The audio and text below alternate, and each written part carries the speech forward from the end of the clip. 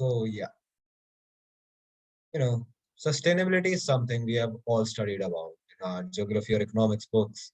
That simple chapter that we all have with the lowest weightage and no one cares about it. But have you ever really seen what that chapter is about? What sustainability is all about? The textbook definition, which I'm sure a lot of you would know by heart, is using available resources judiciously without compromising the needs of the present and future generations. That definition is correct, yet not enough. Sustainability is not just about saving and conserving, it's about developing, growing, improving, and paving the way for future generations to make their own plans of sustainability. It's not just about environment, it's about society, everything that helps the functioning of the society, and everything that is sustained by the society. It's about social, economical, cultural. Sustainability applies in every aspect of life. And with the current world situations, sustainability is not a future prospect, it's the present. With that, I'd like to invite Ria for her speech.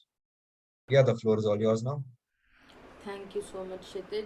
So, I think a little bit of introduction about what is sustainability was covered by Kshitij. But, the fact we all know is that everyone knows what sustainability is, but there are only a few who are actually adapting that lifestyle, like our speakers here.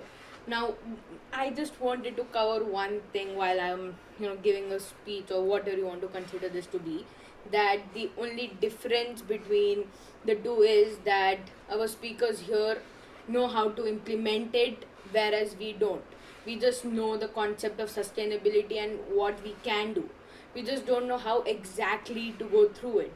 So, Kaustubha and Dhruti, thank you for coming here, as our speakers for the workshop to help us reach our aim of making the world more sustainable, because everyone knows that the change starts from you.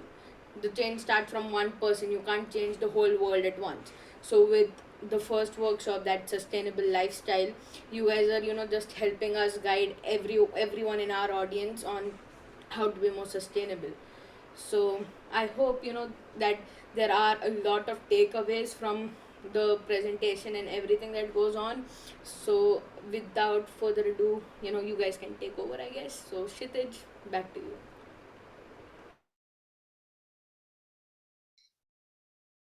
You guys was muted. Thank you, Ria. I hope after today a lot of people here implemented. And with that, Kostova and Dhruti, you guys can start with the introductions and the workshop. The floor is all yours.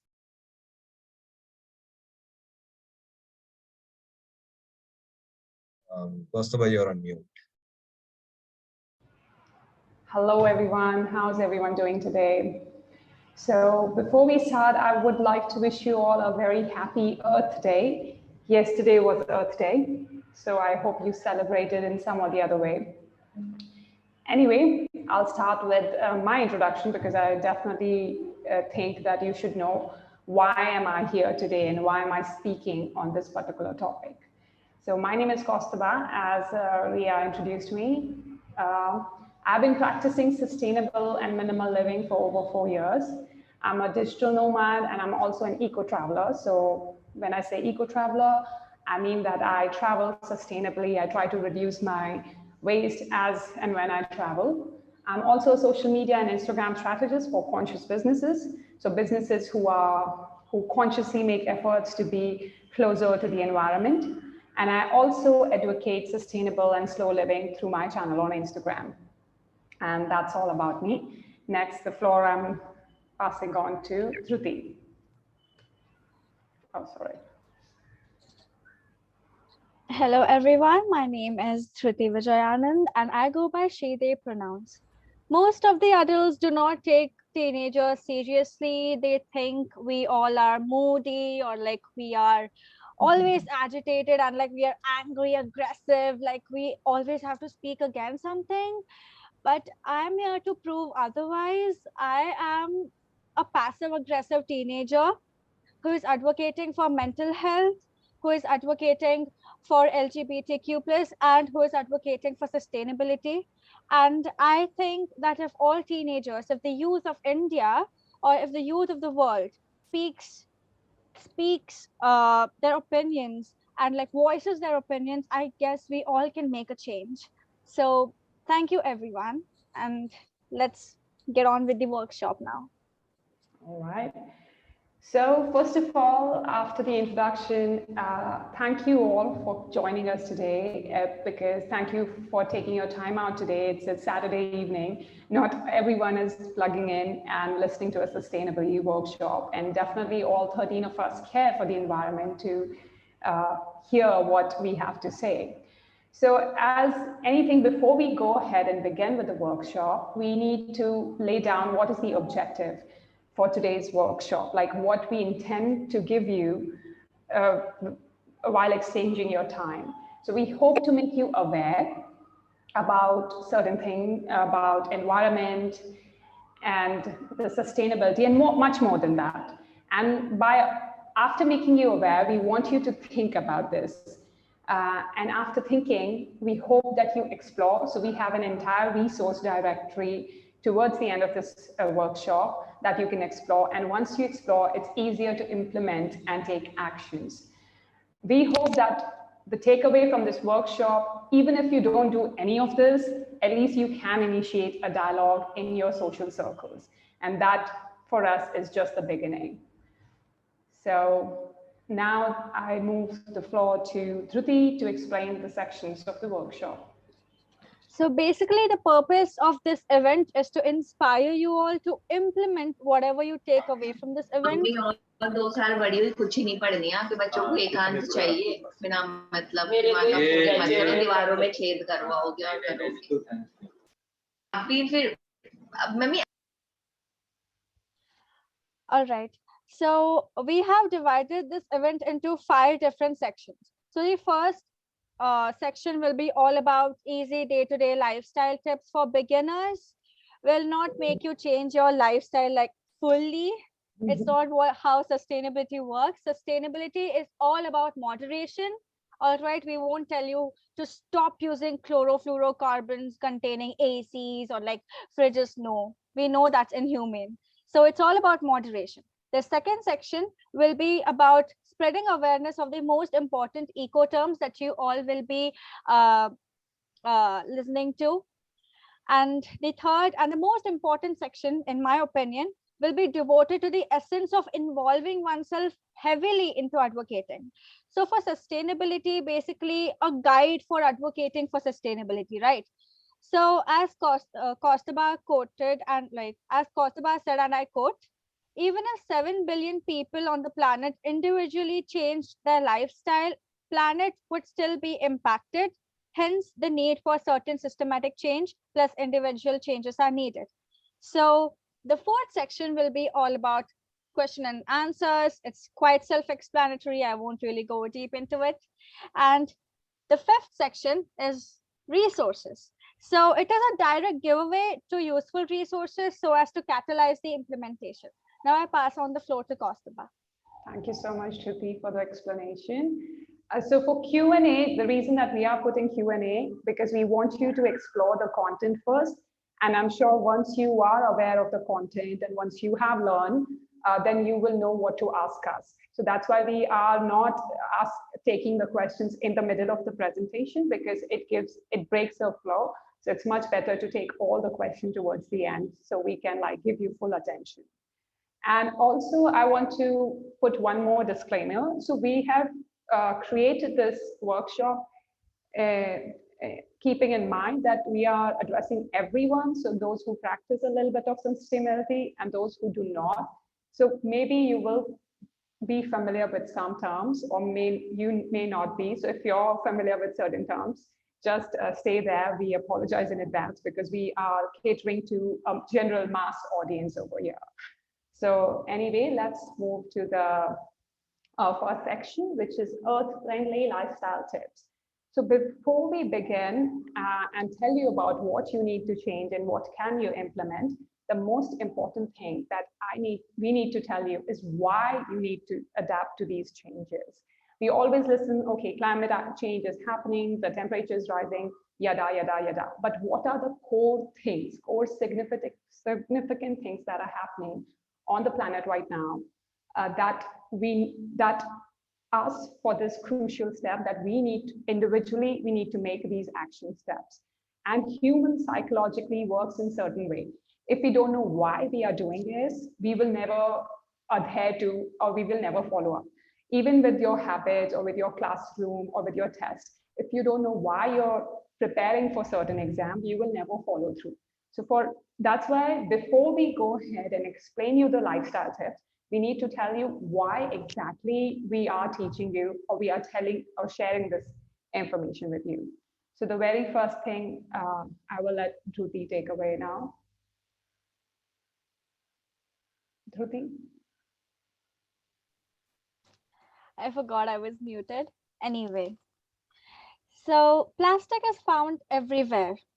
That is literally the title over here. But why is it found everywhere? And what does everywhere mean? Everywhere means literally everywhere. Like the entire planet is covered with microplastics, nanoplastics, plastics. Now, what are microplastics, you all may ask? So it's plastic is made to be durable, so it is not biodegradable at all. So hence microplastics get formed, which are even more dangerous. Now, human blood, all right? Microplastics found in human blood for the first time. Sounds terrifying, right? It's more common than you all think it is. So an average human consumes 50,000 to 120,000 pieces of plastic per year. Like, can you all imagine that? So microplastic pollution in human blood has been discovered in 80% of the people who volunteered for testing this. So how did microplastic even enter the bloodstream, you all may ask? So plastic pollution is not a stranger. Uh, it's not a stranger, all right? It has contaminated the entire planet. People were already known to consume plastic via food plus water and etc. So the test was conducted with 22 volunteers, all healthy adults, all right, all seemingly healthy adults, and they found microplastic in the blood of 17 of them. So PET plastic, which is used for water bottles, polystyrene, which is used for packaging food, and polyethylene, from which plastic bags are made. Now, these microplastics were actually found in human blood. So they can cause cancer, all right? They can cause cancer. So, yeah. So how do we avoid microplastics? So there are few simple ways to avoid microplastics. So one of the way is to not microwave your food in plastic. The second way is to cut out takeaway cups. Third way is to use plastic free cosmetics and plastic free beauty products. And fourth point is limit seafood consumption. As we all know, plastic has contaminated the ocean a lot. So it's not a surprise that microplastics has entered sea animals and sea creatures as well. And you all need to advocate to limit single-use plastics. Now, what if I tell you that microplastics is not only found in human blood, but also found in unborn babies? Like, they are not directly connected to the environment. They don't really consume food directly. So how did they get microplastics in them? So it is not surprising to listen that fetuses could be a victim of long-term damage and upset and like a genuine upset in their immune system and reduced fetal growth due to microplastics. Now, placenta. Have you all heard of placenta? So placenta is an organ which provides nutrients and oxygen to fetuses. And guess what? Microplastics were found in the maternal side and the fetal side, both sides of the placenta when pregnant women were tested. So it is recommended for pregnant women to wear clothes which are made from natural material. And carpooling. Now, why carpooling, you all may ask? So the vehicle tires are a major source of microplastics. So carpooling is a better option as we reduce the usage of vehicles and hence plastic pollution will get reduced as well. So now I pass the floor to Kaustubha. Thank you so much, Riddhi. That was great. So the next that we want to cover is Great Pacific Garbage Patch. If you guys know what exactly is Great Pacific Garbage Patch, please comment on the comment in the section where you can comment. I don't know what's happening with me. So, because I don't know, a lot of people don't know about this, and this is like mind blowing of what we are doing to the planet at the moment. So there's an island of plastic in Pacific Ocean, and which people call it Great Pacific Garbage Patch. And if you can see there on the screen, there's one western patch and one eastern patch, and they are actually connecting. And it's an entire island of just plastic debris floating around in the ocean. This is, and if you want to estimate, this is 3 times the size of France. It floats between Hawaii and California, and the size of it is 1.6 million square kilometers. This is all plastic, you guys, all of it. And this is, of course, has happened because of the mindless production of plastic consumption, not thinking about it, how we are using plastic. So plastic in itself is not the problem, I always say this, but the use and the production and the consumption of plastic, how it has been going on from last 2-3 decades, it has been the problem. And that's what it has led to forming an entire island of plastic in the ocean. I don't know, I find this quite surprising that, and also that the island just doesn't stay there. It affects all the marine animals as well. A lot of birds think that the polythene is food and they're eating it and they're dying. And if you want to know more about the plastic problem on the planet right now, please do watch this documentary called A Plastic Ocean on Netflix. It will really open your mind of what exactly is happening and what our mindless use of single disposable plastic is doing to the planet. So now this video I wanted to show you guys, I actually purposely put this video is because this really changed the way I looked at single-use plastic. It's a bit of a graphic video, so I advise you, if you are not okay with seeing a graphic display, so please stop you can move away from the screen, but if you can, I would like you to watch this video.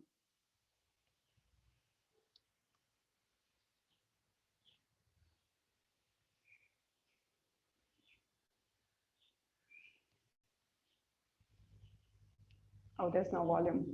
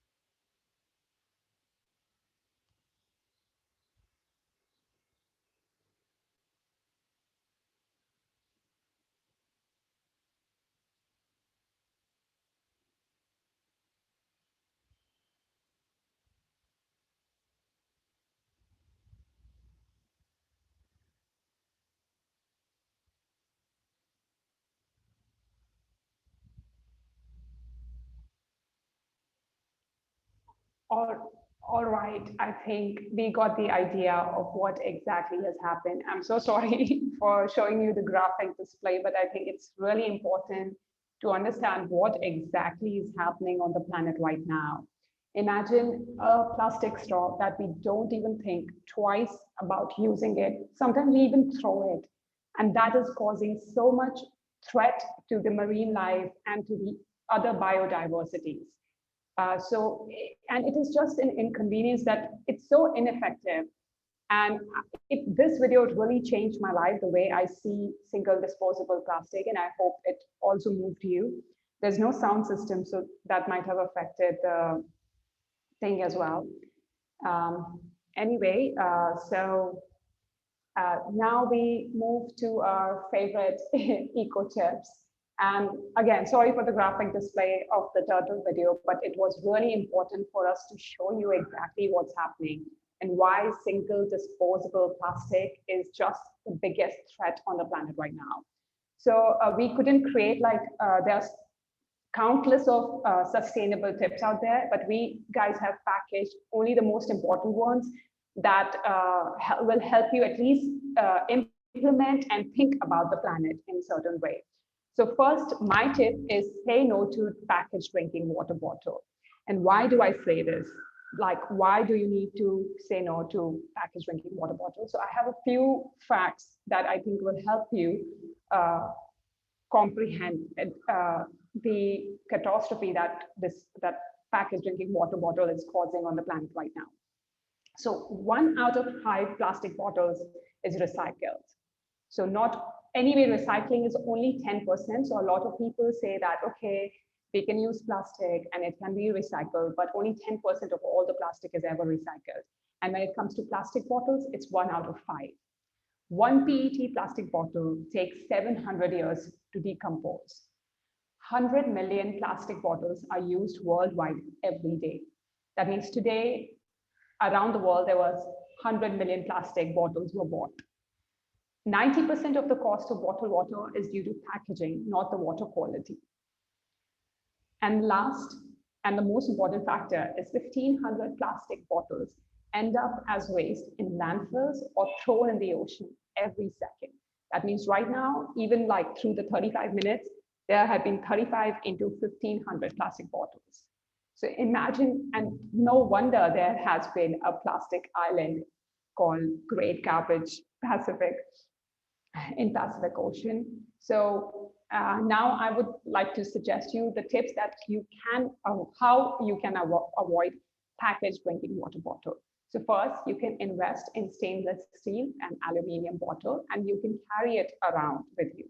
I know initially, while you're changing and accommodating this habit into your life, it will be a bit difficult, but go through it.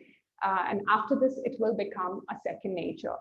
Second, if you have a nomadic lifestyle, because most of the times you end up drinking a lot of packaged drinking water bottle, buying a lot of packaged drinking water bottles when you're going on a trip. So in that case, you can carry a water bottle and you can actually ask people from the shops or restaurants to fill the water. Most of the times they give you water without any charge. And sometimes if they charge, you tell them that we will pay you for the water. So now there are two things that is helpful in this scenario. First, you are becoming environmentally friendly. Your carbon footprint is getting this decrease. Your carbon footprint is decreasing. And second, it's also quite your pocket friendly. You're also not spending a lot of money in disposable plastic water bottles, right? You can, because most of the times people do give you, at least it has happened with me, people just, they never charge for water. Second is avoid straws. Now, I don't have to describe this to you because we already saw that video, the horrifying video. So the tips that I would like to give you about how you can avoid plastic straws is invest in stainless steel or bamboo straw. When you go to a restaurant, because it is so normalized that the drink will come with straw. And we are still not that aware in India that everywhere you'll go, you'll get paper straws or jute straws. So what you do is you in advance, you tell your waiters or someone who's taking your order that when you bring my drink, please don't get it with straw. This will also initiate a lot of dialogues. You might find these changing a bit uncomfortable because if in your social circles people are not aware, they might make fun of you, but you will initiate a dialogue. So you will be like a change maker in your social group. So stick to it, because in after some time, people will value your lifestyle change. In fact, other people will start seeing you as an inspiration, and they will also start making these small changes in their lifestyle. Last and the most important factor is audit your trash every month. This is wrong, not every day, every month.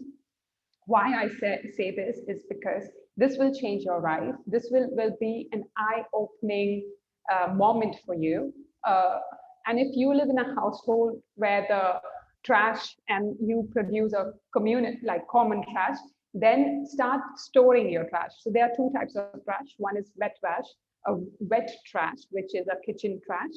So avoid that. Just collecting your dry waste, which is like your packets, plastic bottles, paper, aluminium, glass, and store it for 1 month. And after 1 month, take it out and audit how much garbage you have produced, how much of it can be recycled, how much of it cannot be recycled. And that will help you to see the things in a different light, because you will see how much you are contributing to all the problems that are happening around the world. Maybe, and imagine when you were a baby, your first toothbrush is still there on this planet right now. So that has been so crazy. I can't believe this has been like, the problem is so critical, and we really need to start implementing this slowly and gradually. So now my tips are done, and I give the floor to Dhruti. Dhruti, you can take the floor now. That turtle video was extremely disturbing. Like such videos, like I feel like some videos have to be disturbing for humans to realize, to reflect, and that makes me really sad, because if we started sustainability from like day one, we didn't have to see this day, right? So anyway, going on with my eco tips, my number one eco tip is to use menstrual cups. So what are menstrual cups? The menstrual cups are like like, all right, so girls or like people in general get periods, right? They get periods. So we use like, people use 4 to 5 pads a day, and that's not cost friendly, because even pads are really expensive these days. So if you invest in a menstrual cup, the menstrual cup will last you for like 15 years. Like, can you believe it? Plus it's biodegradable, and I guess menstrual cup is like the best option. And someone in the comments, even in the chat section, even mentioned to use like eco bricks. So yeah, I saw this on, I guess, Instagram one day, that like a person made a very innovative uh, creation to use like plastics to make bricks. So I guess that's a really good idea as well. And my next tip is look for vegan plus biodegradable options for skincare. We all are very big on skincare. Skincare is really important for us. So I guess vegan plus biodegradable options will be really good in the long run. And use tote bags. I would recommend tote bags because they are, of course, extremely environmental friendly. They can be reused all of the time, and mainly because they are very cute. So I would recommend tote bags. And people are like, can only rich afford to live like a sustainable life. Like, what about teenagers who are broke? What about teenagers who eat ramen for dinners every night? Who can't go out to partying because they are stuck with studies and stuff. So for them, thrifting is like the best option. It reduces textile pollution as well. So thrifting is like the best option for them. And the second option for them is to engage in some fun DIY projects, because who doesn't like upcycling things at their own house, right? And ditch anything that is disposable, like disposable straws, like ditch them, like don't use them. And my last tip is go natural, embrace the nature, use natural lighting, like don't turn on lights when they are not being used and stuff. And yeah, you all get my point. These were very basic points, and I guess everyone can do this little by little, and we can change the planet. Thank you all. And I would like to pass the stage to Kaustubha. Oh, you want to introduce this? Okay. All right. So, ecoterms awareness. What are ecoterms, you all may ask? So, now that there are three major ecoterms that we are going to be discussing today. So, the first ecoterm is greenwashing, and Oh, the second, we uh, can do this while we are going. So let me start it then. all right, Uh, sure. in this in this section, we will be sharing with you a lot of pop culture eco terms. You might have come across these terms when you're reading a newspaper or reading an article or on Instagram. If you use Instagram, definitely you have once come across these terms. But most of the times, if you're not into a sustainable lifestyle, or if you're not practicing it actively, or if you're not looking for active environmental news, you might not know what these mean.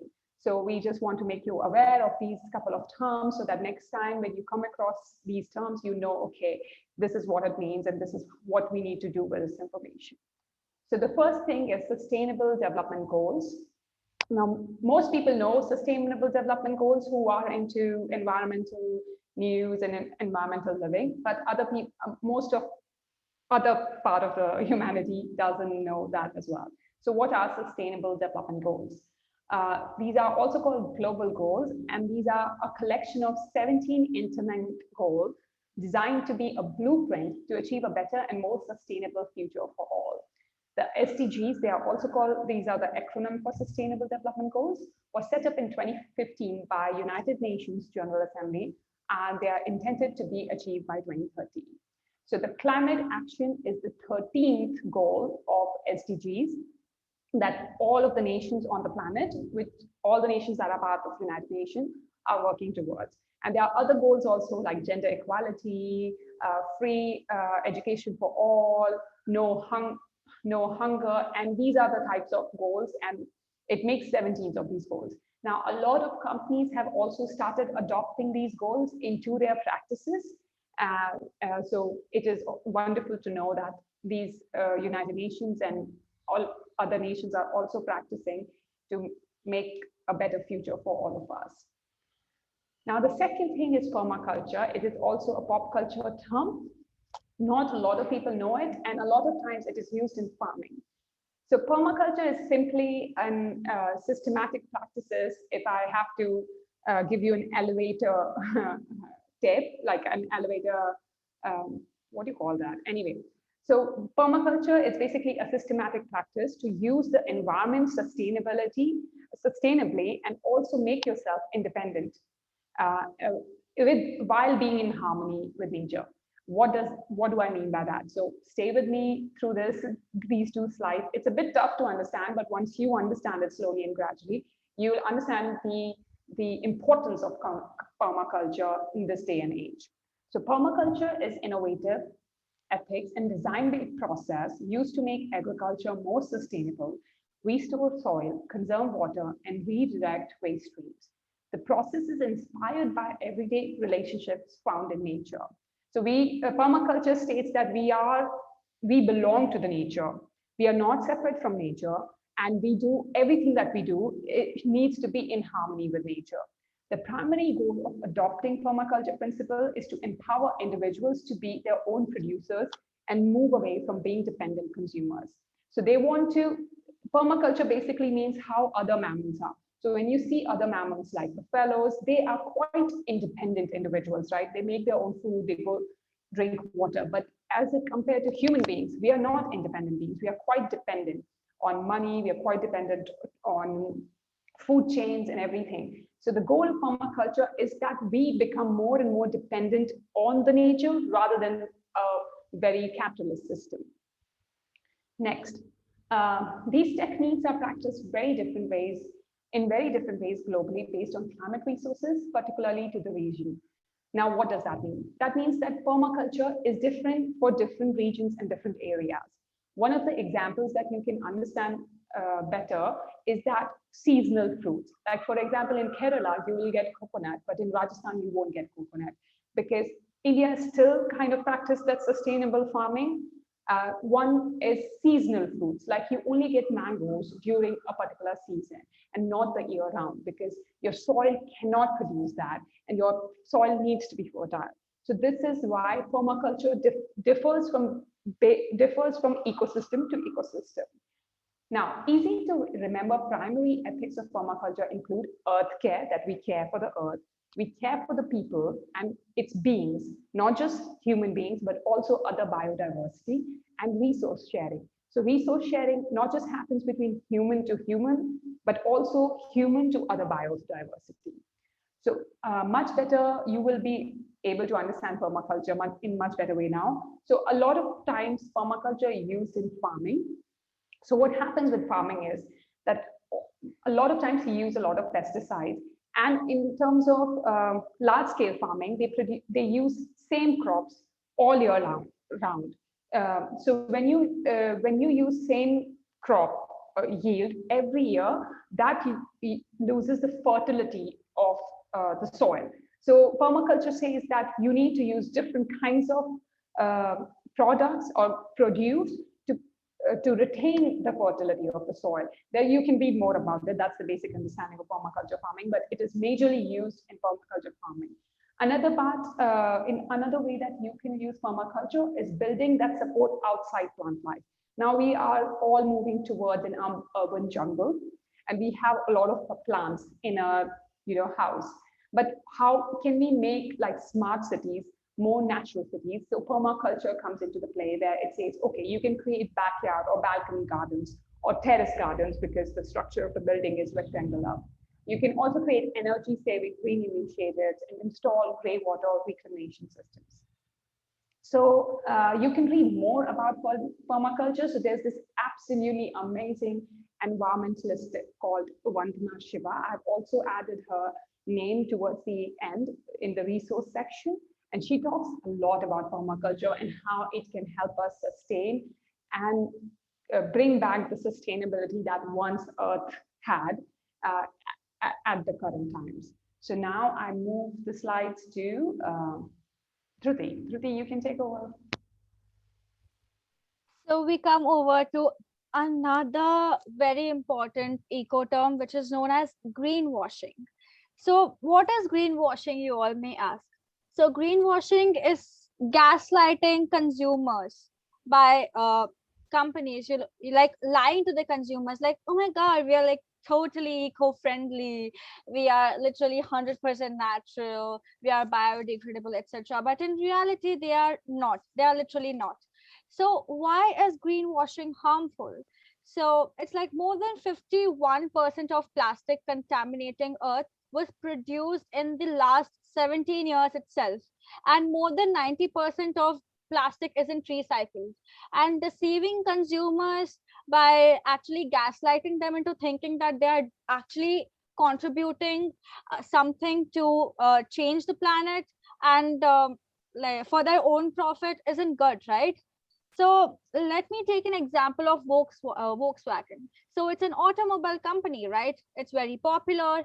So basically, Volkswagen was called out for installing a device which could detect when the car was going under emission test to dramatically alter its performance as if it emits like really like less nitrogen oxide pollutants than it actually does. So in reality, the engines were emitting like 40 times more than the allowed limit for nitrogen oxide pollutants. And Starbucks was like, hey, we are going strawless now. We'll have the strawless lid, all right, and things will go good. But the irony was the strawless lid itself contained more plastic than straw. So what is the use of it, right? Like it's literally like a clown move by Starbucks. So how to spot greenwashing? So the company who are greenwashing will usually use like vague terms like natural, eco-friendly, farm fresh when they are not. So always flip and see the like see whatever is included and like see the sources and all that stuff. Flip the product, see the sources, etc. Do your research. Then irrelevant claims. So companies, what they do is they do something like 0.00001% eco-friendly, and they market it like they have done something literally literally big. So basically Marks and Spencer, which is British supermarket, all right, one of British's supermarket, plan to release 30 million honeybees into countryside, but experts pointed out that it would have catastrophic effects on ecosystems. So why is Marks and Spencer slipping like that? So rebranding by making the product packaging green. So Coca-Cola Life, where are you? Coca-Cola Life exactly used this technique. They rebranded themselves.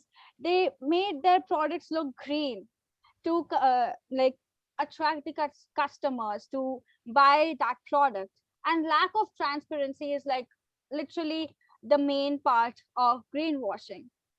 There is no transparency at all. So now, as we have gone through this important term, greenwashing, let us go to another term, which is planned obsolescence. So, have you ever wondered, like, why does something new have a shorter lifespan than something built a long time ago with lesser technology advancements? So, planned obsolescence is literally deliberately or intentionally ensuring that a product will become useless or out of date after a certain period of time, so that customers have to buy like a new latest updated version of the product.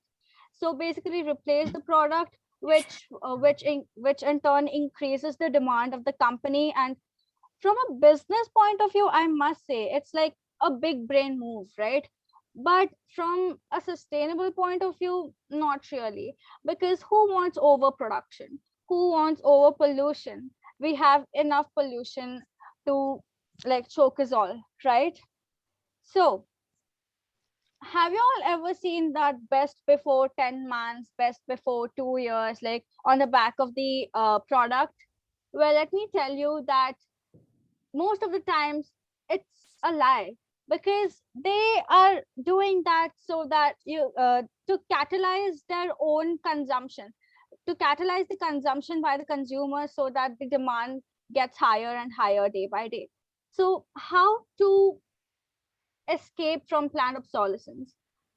It is the number one tip which I would give is reverse planned obsolescence, which literally advocates repair culture. Like, is your product not working? Then go and repair it, right?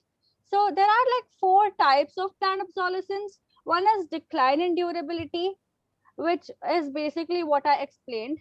Like the products are deliberately made uh, as such that they will stop working, or like they will become out of date after a certain period of time.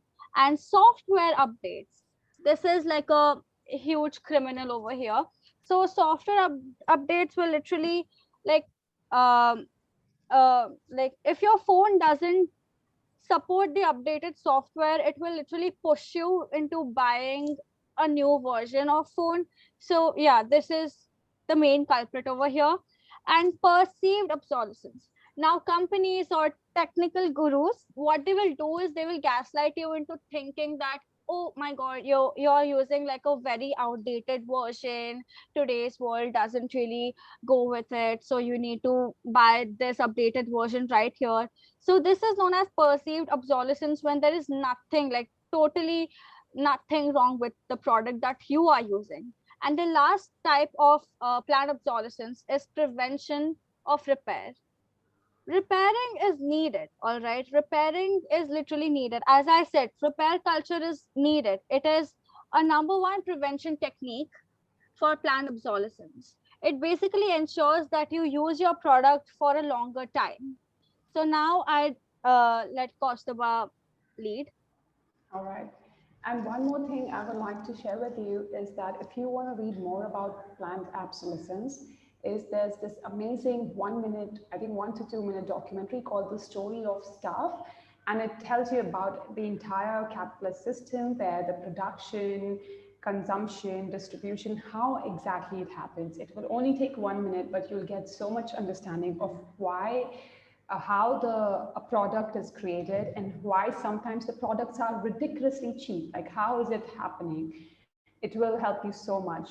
And the resource is towards the end of this presentation. I'm not sure. I think the admin will share the presentation with you. So you can check out this resource tag in the resources, the story of stuff. All right, now next is personal behavior change comes with system change. Now, what do we mean? We have arrived to the last section of our workshop. So thank you for staying with us, all 12 of you. So anyway, what personal behavior change comes with system change? What exactly does it mean? So personal behavior change is like an individual change. That means a few things that we shared before in for former two sections is like changing your lifestyle, moving to a lower carbon footprint, making low waste changes in your life. Now that is absolutely needed, but also at the same time, you need a system change as well, because how many times if their corporates are still producing disposable plastic and the system is still at a level where one individual won't be able to make a lot of change. So I'm not saying that you shouldn't make changes at an individual level, because sometimes individual drive the change. So many times individual has led the change. So I think a lot of members in this team are from Bombay. So you know about Arya Forest. They were making a metro station through the Arya Forest. So individuals came together and they put a lot of pressure on the government, and now it has been stopped. So, similarly, there are several examples like that where individual has driven the change.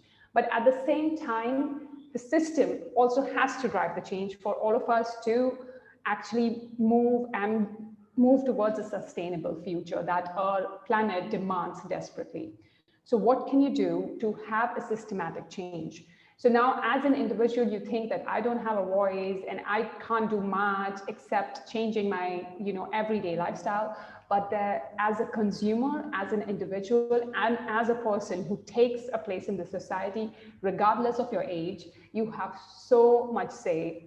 And in fact, the younger people are driving change at the moment. So Gen Z is all on for you. So how you can drive systematic change? So first, follow environmental activists, advocates on Instagram and Twitter accounts. Why you need to follow them? Because you will be updated with environmental use, you will be updated what's happening, what kind of laws are passed, what is happening. If there's a government or corporate encroachment that is happening in your area, you will be aware. So follow your local and international and national environmental activists.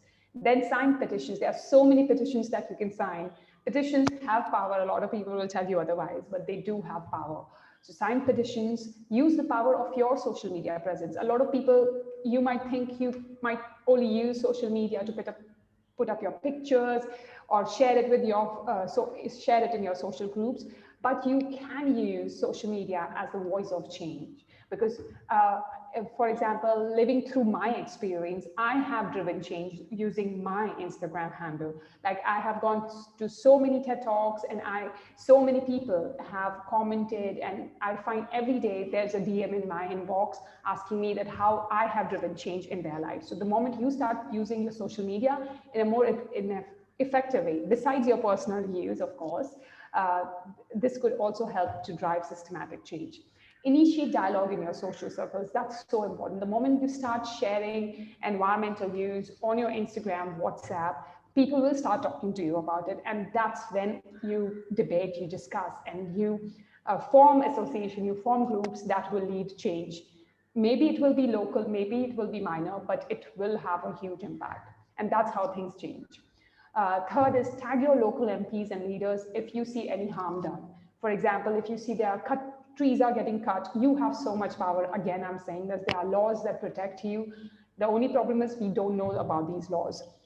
So if you see there are trees being cut around your areas, cutting trees on the roadside is illegal.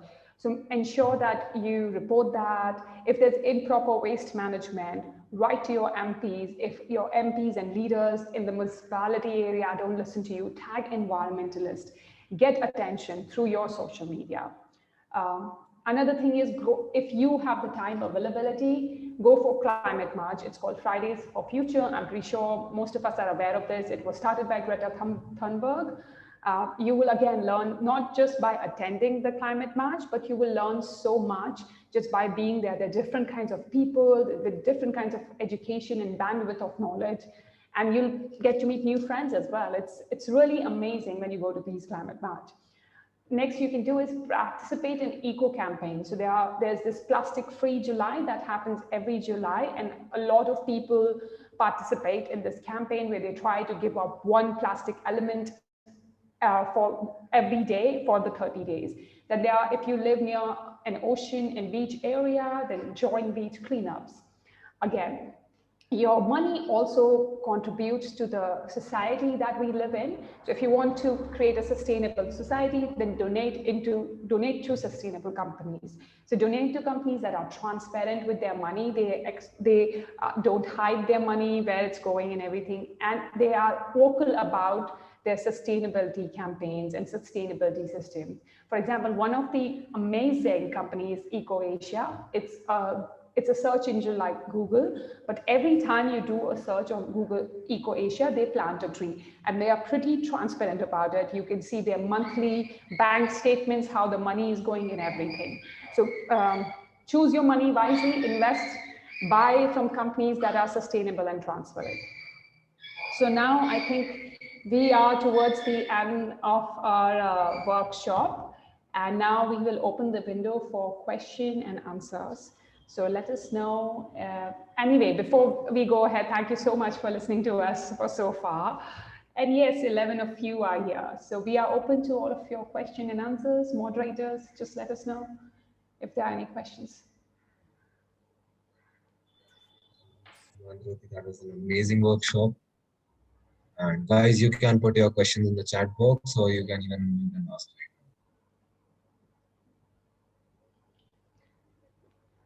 now. I think I have one of the questions that I've received in advance. It is called How to Create Awareness Regarding Sustainable Development Goals Set by United Nations Organization. So first of all, make yourself aware of what exactly are SDGs. How there are 17 SDGs and what each one of them do.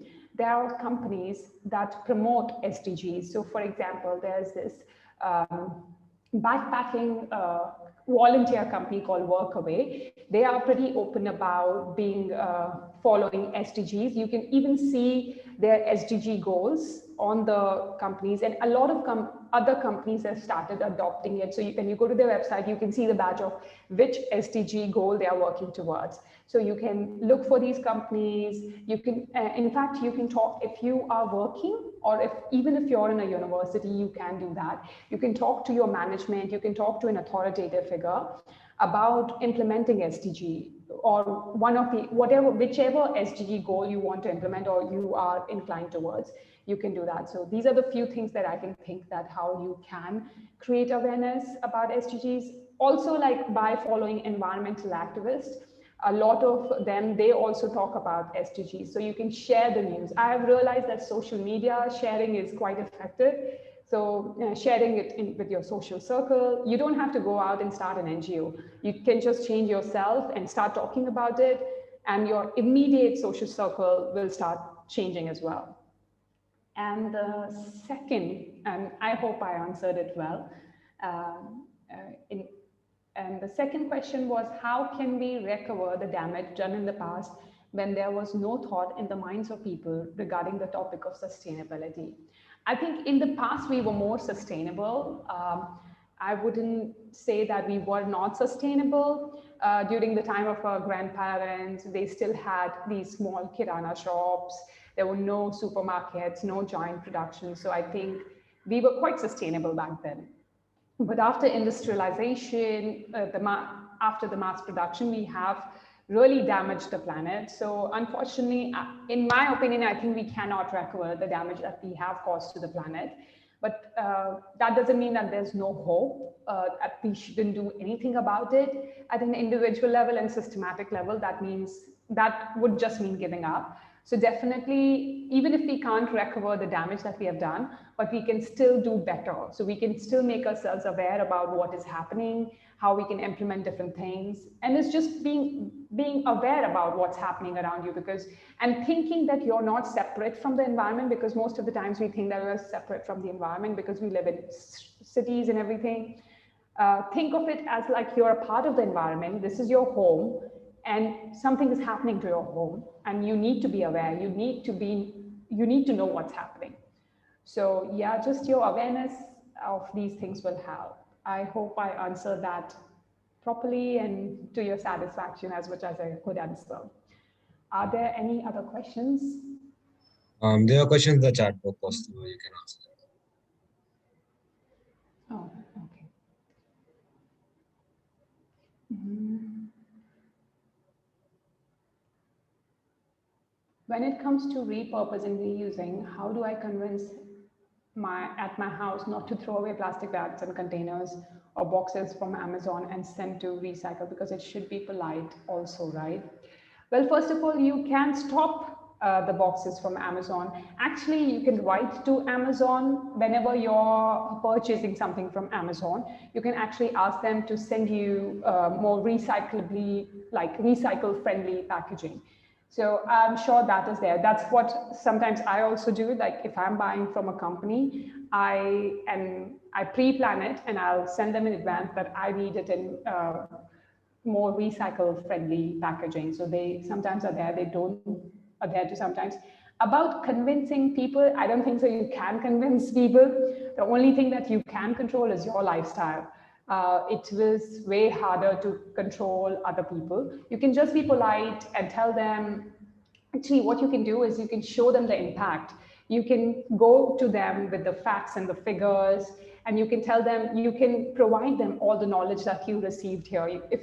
And I'm pretty sure if they are sensible and like reasonable human beings, they will see how the consequences of their actions, and they will make the change. And if still they don't make the change, then let it be. Don't You do your part of whatever you can, and others, of course, you cannot do things for others. They have to change themselves. When it comes to how do I okay. Can teenagers transition towards sustainable living easily? Is the transition drastic and easy to adapt to? I do understand it's for the planet, but the transition scene can be scary. Oh, definitely. It doesn't matter if you're a teenager, adult, senior citizen, Gen Z, whoever you are, it is absolutely easy. One tip I will give to you is that you take your time.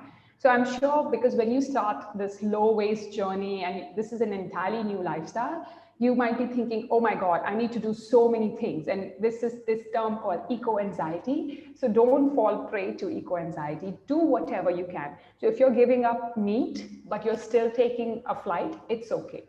If you're not taking a flight, you're traveling by train, but you are not buying single-use plastic, that is also okay. So do whatever you can and whatever you can accommodate.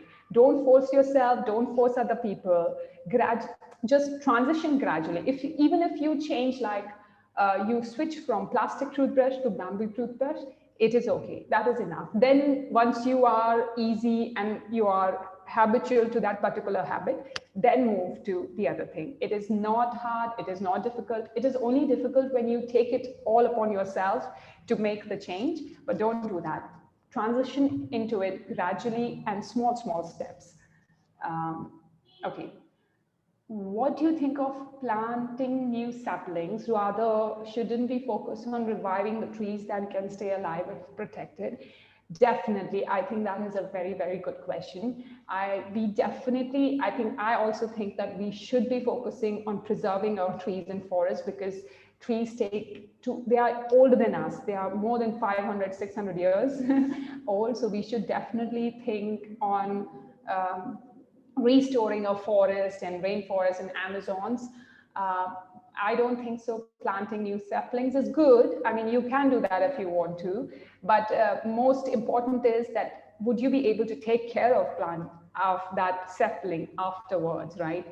Because a lot of people, what they do in terms of government and corporates, when they take land, they will like, okay, when they encroach the forest land, they will be like, okay, we take this area, we'll cut the trees, but we'll plant new trees. But when they plant new saplings, they plant the new saplings, but they don't look after those saplings because it's still a baby, right? You need to look after baby. You need to nourish that baby to become a tree. So they don't do that. So I don't think so. Again, I agree with you. It is not an effective solution. Um, I think that's all. That's all of the questions, right? Are there any more questions, Kshitij? I think we are getting another question from Luna. Okay. Until then, guys, if you have any more questions, please put them in the chat box, or you can directly discuss them with the speakers.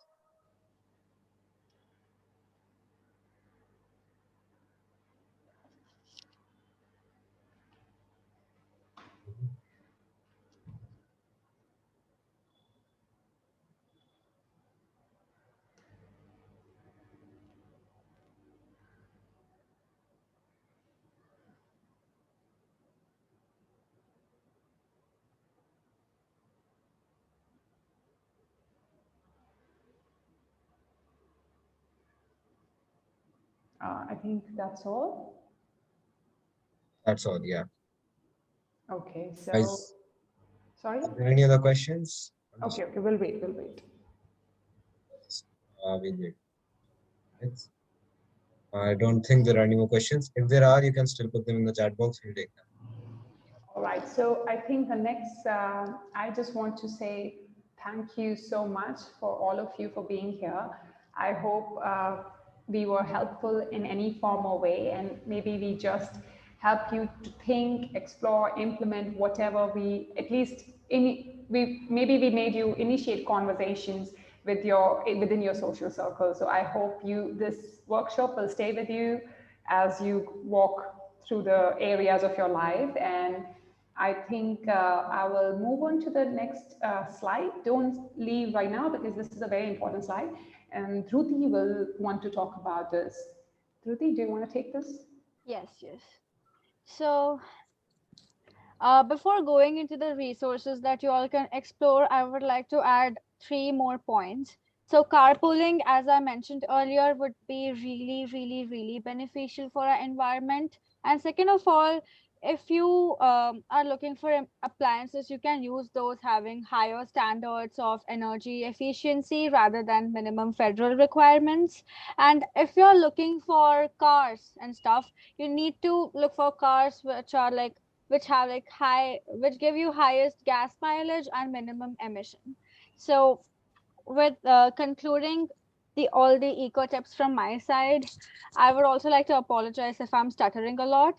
So yeah, so moving on to the resources that you all can explore, here are all the important points that we all discussed. We both discussed today, like permaculture, sustainable development goals, greenwashing, planned obsolescence, microplastics. So you all can do your own research on it, and you all can inform us too, like whatever new information you all found, you can reach out to us and inform us.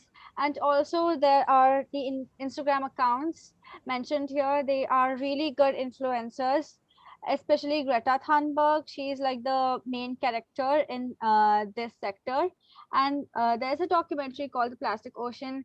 Watch it, it's really nice. And yeah, and implement whatever you took away from the session. This was the main goal of this session. We didn't want the session to be like the morning the normal, like talk show or something. We didn't want it to be like that. We want you all to implement. We want you all to move gradually. Remember that sustainability is all about moderation, and you all don't need to suddenly transition and take all the responsibility upon yourself. Like, the weight of responsibility is huge, and we as 7 billion people, we as individuals, if we do even like the most basic things, I guess it will be good enough.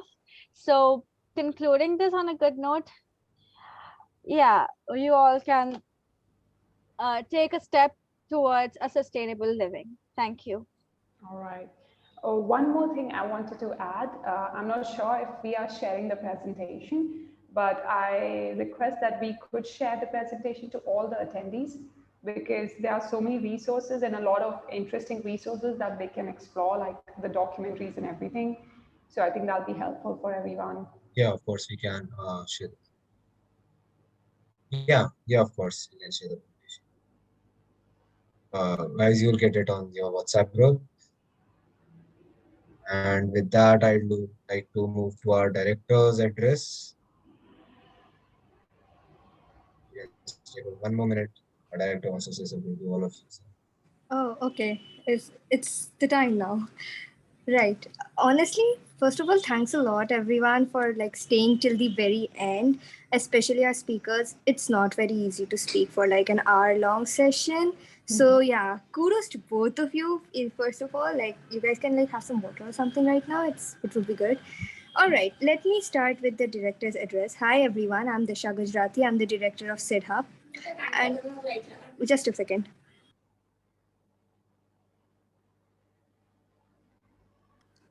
Right, I'm sorry about that.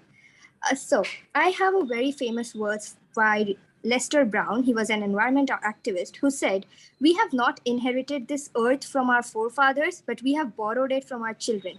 I want you all to let these words sink in. This is true. Our future generations are going to be living on this planet where our deeds will be one thing that they will be suffering for. And I don't think that's justified for them. So, to be very frank, every day the idea of SID Hub draws me closer to the cause of saving the planet. I believe that the changes we make today, the choices we take today, and the decisions that we let ourselves take and influence the people around us are going to paint a very different picture for the planet that we are looking for our future generations and for our future present also. Like we'll grow old at some point, right? And we don't want to be coughing plastics. Let's not do that. Seeing the turtle was bad enough. We do not want to end up in that situation, right? Next, I would also like to thank our speakers for this wonderful workshop. It was interactive. It was a holistic approach to the entire problem of sustainability and the transition to that. And I'm really sure that our participants have some great takeaways for it. Secondly, I want to address to our participants. I just want you all to know that you all are change makers. It's not easy to come for an environmental activist thing, okay? It's a huge responsibility. And the fact that you all are here on a Saturday evening makes me believe that the world is in a safer hand, makes me believe that everyone is going to lead a sustainable journey from tomorrow or today. It's just the first step, people. We are going to go into a very beautiful earth. So with that, I am very hopeful. I'm really happy by the outcome of the workshop, and I wish everyone a very good luck with their sustainable journey. And I wish you all a very good night, a very pleasant evening from wherever you are. Good night, Shubh Ratri, everyone, and stay sustainable. Bye-bye, guys. I'll be here. Don't worry. I'm just saying bye-bye. All right. Could you guys open your video because I would like to take a picture for my Instagram. Yeah, that would be Yeah. great, guys. We have so many wonderful people here. Come on, we'll love to see your faces. Right? Oh, look. Yes. Hey, Yash. Where did he go? Oh, there he is. That's all. All right, do we have... Oh, nice. Many people out there. Okay, then, I guess. Yay. Or maybe I can just take it like that. Say cheese. Cheese. All right. Put it later. Right. Also, guys, we have a small feedback form that we'll be sharing on a WhatsApp group and the Google chat group as well. I think WhatsApp group will be better. It would be really cool if you can just fill it up for us, and it might make our day or it might not. I don't know. We are open to any criticism or any suggestions. Okay. And I need to acknowledge that this is a junior of mine, Yash, I guess. Yes, Yash is a junior of ours, right? It's good to see you here, Yash, after so many years. Thank you for attending. Thank you, Disha. Guys, you can, yeah. You can leave now if you want to. The certificates will be shared with you very soon. Yes.